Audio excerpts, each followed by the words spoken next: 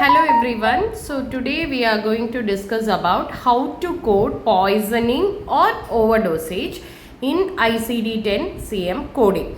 So when you are hearing this topic, no, you might think like it is a very easy topic. But whenever we are coding this poisoning, underdosage, adverse effect and all, totally we'll be getting confused. We'll be forgetting like which code should be assigned as a principal code. So in this case, we will be discussing everything very clearly in this. So getting into the video, hello everyone, welcome back to my channel. Today we will be discussing one of the most critical topics in medical coding, how to code poisoning in ICD-10-CM. Poisoning, whether accidental or intentional, must be coded accurately as it impacts both medical treatment and reimbursement. So we'll get into the video.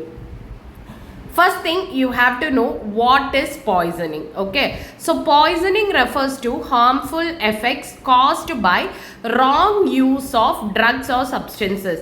This could happen due to three things, like incorrect dosage, like taking too much of drug or taking wrong substance, using the wrong medication or chemical, adverse combination, interaction between multiple drugs. Okay, so the guidelines for poisoning in ICD-10-CM, poisoning codes we usually see in between T36 to 50 range, okay, in which covers poisoning by adverse effect, underdosage of drug. Here are some key points. Code structure. Poisoning codes include the drugs or substance involved and they require the seventh character, whether it is initial or subsequent or it is sequelae. So in this case, multiple codes. In case where multiple drugs are involved, each poison must be coded separately.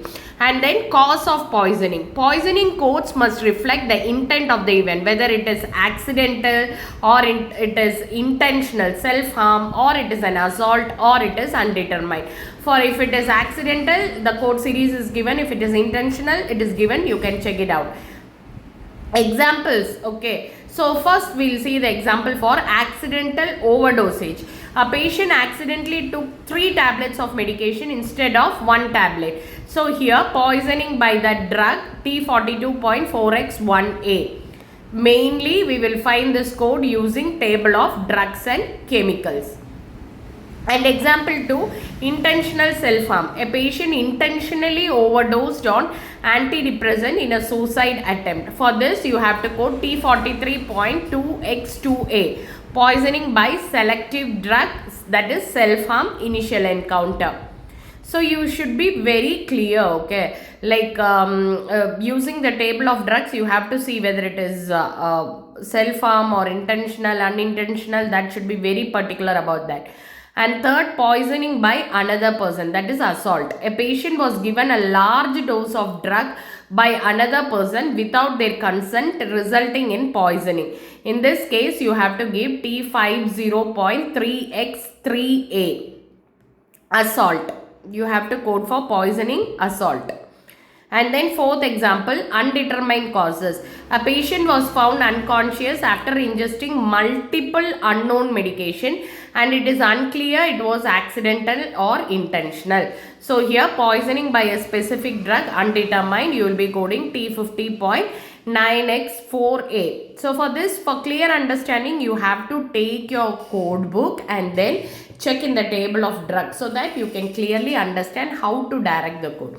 And it is very much needed. Once poisoning is coded, you have to code for the external causes also. To fully capture this scenario, always include external cause code to prove more detail about the poisoning happened.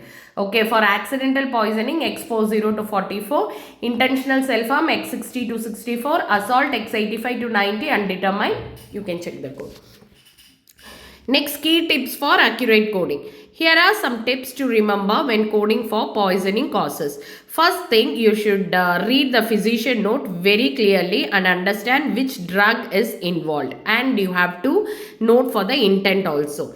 And then use the correct intent code. Be careful to match the intent with the poisoning code, whether it is accidental, intentional, self-harm or assault. You have to note that. Okay. In this way, it is very simple to code. So finally, in today's video you should understand, like you might be understood how to code poisoning.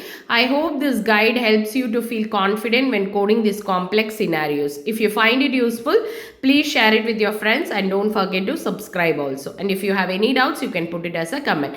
Also, if you are interested in more medical coding tips, don't forget to check out my other videos also. I offer detailed training and insight into complex coding scenarios. So subscribe for more updates, and if you need help with your coding skills or certification, feel free to reach out. So that's all. Thank you so much, and watch the video completely so that you will have a clear idea about this, and it will be helpful for your CPC exam as well as your interview preparation. Take care. Bye bye.